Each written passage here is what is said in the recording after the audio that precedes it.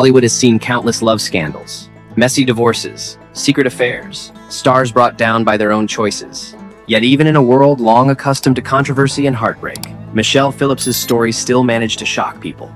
Because this is not simply the story of a rock icon from the 1960s. It is a story filled with secrets buried for decades, dangerous romances, betrayal, controlling relationships, and a truth that one woman carried to her grave before she could reveal it to anyone.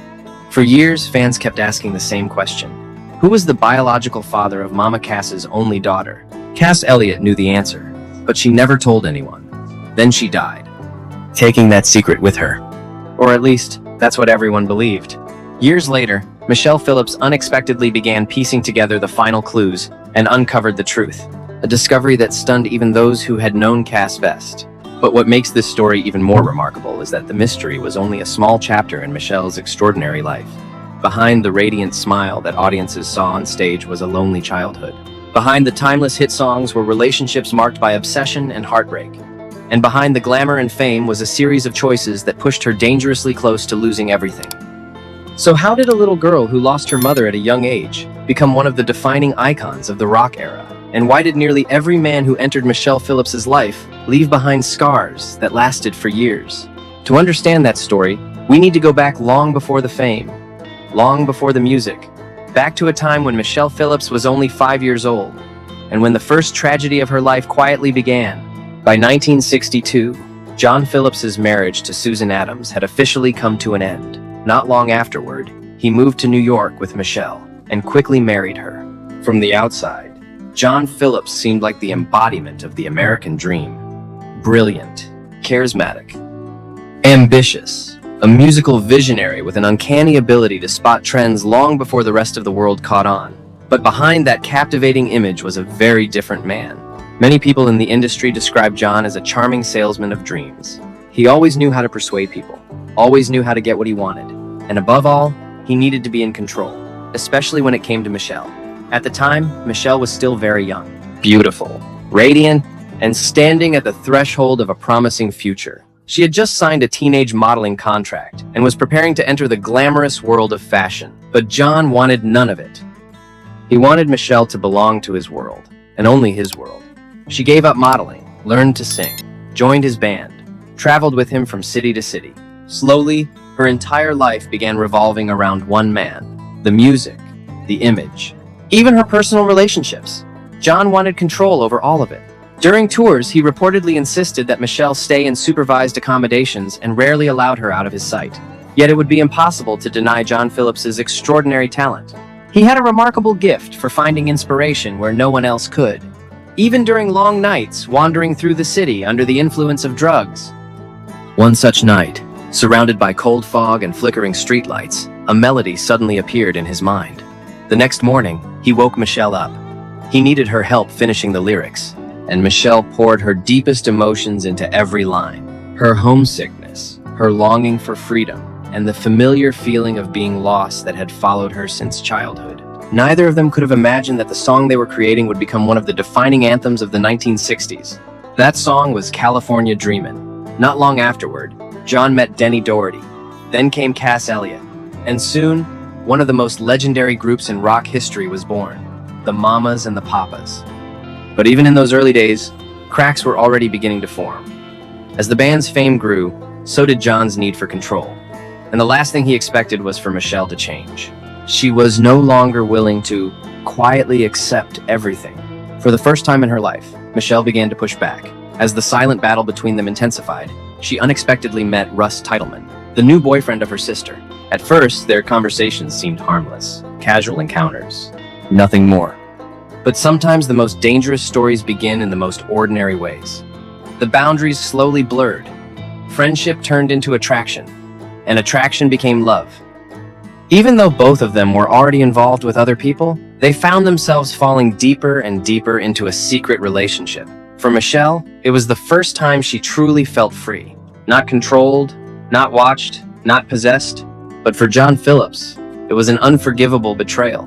A man who had spent years controlling every aspect of his world was finally forced to experience betrayal himself, and his reaction terrified everyone around him. One day, John personally called Russ. His voice was cold, unsettling. He warned that there might be a man standing outside Russ's door with a shotgun. It sounded less like a warning and more like a threat. And Russ understood exactly what John meant. Almost immediately, he cut off all contact with Michelle. But what shocked John most was not Russ walking away. It was Michelle's response. Because this time, she showed absolutely no regret. But what stunned John Phillips most was not the affair itself. It was Michelle's reaction. She showed no guilt, no regret, no desperate attempt to apologize. To Michelle, the situation looked very different from the way it looked to John. She had grown up in a world where infidelity was almost ordinary. After her mother's death, she watched her father bring one woman after another into their home. Relationships came and went. Boundaries seemed flexible. And over time, Michelle never developed the same sense of shame surrounding sex that many people of her generation carried. So when her affair was exposed, she did not see herself as the villain, and that only deepened John's humiliation. Unable to change Michelle, John did what he always did when life spun out of control. He turned his pain into music. Out of that heartbreak came Go Where You Want to Go, a song filled with bitterness, frustration, and barely concealed anger. But the damage was no longer limited to their marriage. Soon, it threatened something much bigger, the future of the Mamas and the Papas. By 1965, the group was reaching extraordinary heights. California Dreamin' was sweeping across America. The band appeared on national television. Crowds adored them. Their records were selling. Their future looked limitless. Yet behind the scenes, chaos was quietly growing. They celebrated together, argued constantly, and carried secrets that became harder to hide with every passing day. If Michelle's relationship with Russ Titelman had created a crack in her marriage, her next romance nearly destroyed the band itself. The man at the center of the storm was Denny Doherty, a fellow band member whose gentle tenor voice had helped define the group's signature sound. Long rehearsals, endless touring, late-night conversations. The closeness slowly turned into attraction, and attraction became something neither of them could resist. When John learned the truth, his reaction was painfully familiar. Once again, he transformed heartbreak into music. This time, he wrote, I Saw Her Again. Part confession, part accusation, part attempt to regain control of a situation slipping through his fingers. But unlike before, the song could not heal the damage. The trust that held the band together was beginning to collapse. Resentment grew, arguments intensified, and eventually, John and Michelle decided to separate. Both moved on, or at least tried to. John quickly became involved with a woman from a wealthy social circle. Michelle, meanwhile, sought comfort in the attention of Gene Clark of the Byrds. At first, the relationship was meant to remain private, but Gene had no interest in hiding. One night, he arrived at a Mamas and the Papas concert wearing a bright red shirt and deliberately took a seat in the front row. It felt less like attendance and more like a declaration. The moment Michelle spotted him, something changed. She suddenly seemed energized, confident, almost defiant. As she performed, every lyric and every glance appeared directed toward Gene. Meanwhile, John watched silently from backstage. For Michelle, it felt like a victory. For John, it felt like public humiliation. And after years of affairs, betrayals, and emotional battles, he had finally reached his limit. The decision came swiftly. After the show, John fired Michelle from the band, the very band she had helped build. Desperate for support, Michelle turned to the other members, but they stood with John. Within moments, she found herself pushed out of the group that had made her famous. For many artists, that would have been the end. But Michelle Phillips had never been someone who walked away quietly. She was furious. And when the band announced that Jill Gibson, the girlfriend of producer Lou Adler, would replace her, the reality became impossible to ignore. This time, they were serious. And Michelle was about to fight back. Michelle Phillips had no intention of disappearing quietly. Furious over being pushed out of the very band she had helped build, she stormed into one of the Mamas and the Papas recording sessions and unleashed her anger. Witnesses recalled her shouting that she would bury them all. At one point, when Denny Doherty refused to take her side, Michelle reportedly lashed out and even tried to strike him. It was a dramatic scene. But then again, drama seemed woven into the DNA of the Mamas and the Papas. The surprising part was what happened next. Despite the chaos, despite the accusations, despite the emotional wreckage left behind, the band eventually welcomed Michelle back. For a brief moment, it seemed as though the storm had finally passed. And once reunited, the group entered what many would later remember as its golden era.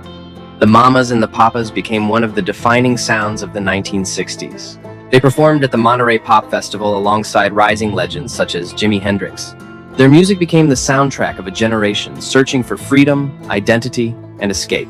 Songs like San Francisco captured the spirit of an era and transformed the band into cultural icons. Success arrived fast, and it arrived everywhere. Money poured in, fame followed. Michelle and John purchased a lavish mansion in Bel Air that soon became one of the most talked-about gathering places in California. Rock stars, actors, producers, musicians. Night after night, the house filled with famous faces and parties that lasted until sunrise.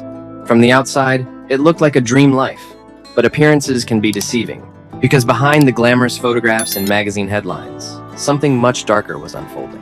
Around this time, Michelle discovered she was pregnant. Soon afterward, she gave birth to their daughter, Michelle Phillips. For a brief moment, the child seemed like a symbol of hope, a chance to repair a marriage that had survived countless betrayals and emotional battles. But the reality inside the mansion was very different. If anything, John's need for control only grew stronger. Visitors could sense it almost immediately. Cass Elliott's sister later admitted that she felt deeply uncomfortable every time she entered the house. The atmosphere felt heavy, oppressive, almost unsettling.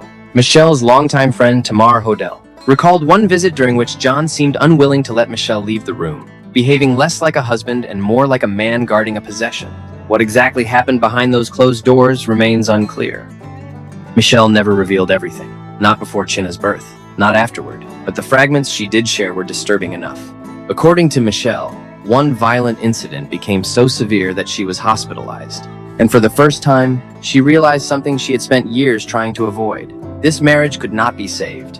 In 1968, while Chinna was still an infant, Michelle made one of the most painful decisions of her life.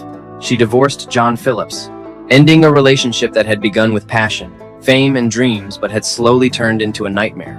Ironically, after Michelle left, John seemed to lose control of more than just his marriage. He began spiraling deeper into self-destruction. Although drug use had long been common within the music scene, even people close to John noticed his behavior becoming increasingly reckless. His dependence on drugs worsened. His relationships grew more unstable. His judgment deteriorated. The situation became so extreme that Rolling Stones guitarist Keith Richards reportedly threw John out of a party because he simply could not tolerate his behavior any longer. But Michelle's life was hardly becoming easier. The same year she ended her marriage was also the year the Mamas and the Papas began falling apart. Cass Elliot wanted to pursue a solo career. Musical tastes were changing. New artists were emerging, and the sound that had once defined a generation was beginning to fade. By 1969, the band's recording contract had come to an end. The dream was over. John and Michelle were no longer together, and neither was the group that had made them famous. With both her marriage and music career in ruins, Michelle found herself standing at another crossroads. This time, she turned toward Hollywood, toward acting, toward a completely different future. The world of film, with its dazzling lights and endless possibilities, quickly captured her imagination. During her early audition years, she briefly became involved with a young actor who was still climbing his way toward stardom. His name was Jack Nicholson. There was something about Jack that fascinated her. His recklessness, his confidence, his unpredictable nature. Qualities that seemed to awaken parts of Michelle that had been buried for years beneath John's shadow. She began pursuing acting more seriously, taking whatever opportunities she could find. And then fate intervened once again. Michelle landed a leading role in The Last Movie, a bold and unconventional project directed by Dennis Hopper. At the time, Hopper was one of the most talked-about figures in Hollywood after the enormous success of Easy Rider. To many people, Dennis Hopper represented genius wrapped in chaos, a visionary, a rebel, a man capable of creating greatness and destruction in equal measure. And Michelle Phillips was about to discover just how dangerous that combination could be. When Michelle Phillips met Dennis Hopper, she knew exactly who he was. A Hollywood rebel, brilliant, unpredictable, and notorious for living on the edge. To many people, Hopper's reputation was a warning sign. To Michelle, it felt like an irresistible invitation. After years of living with the volatile John Phillips, she wasn't frightened by chaos. In fact, she seemed drawn to it. Hopper wasn't danger in her eyes. He was a wounded soul she believed she could save. That belief would nearly destroy her. While filming in Peru, Michelle stepped into a world consumed by drugs, alcohol, and emotional instability, with Hopper at the center of it all. Their romance moved quickly, and shortly after filming ended, they married in a small bohemian ceremony in late 1970. but the dream collapsed almost immediately. According to witnesses, Hopper was so intoxicated that he barely recognized his new wife the following morning. What followed was a nightmare of fear, violence, and instability. Realizing she could not save him, Michelle walked away after only 8 days of marriage. Years later, just as life seemed brighter again, tragedy struck. Her close friend Cass Elliot died suddenly, taking with her a secret she had promised to reveal. Michelle was left with unanswered questions, a broken heart, and a mystery that would haunt her for years to come.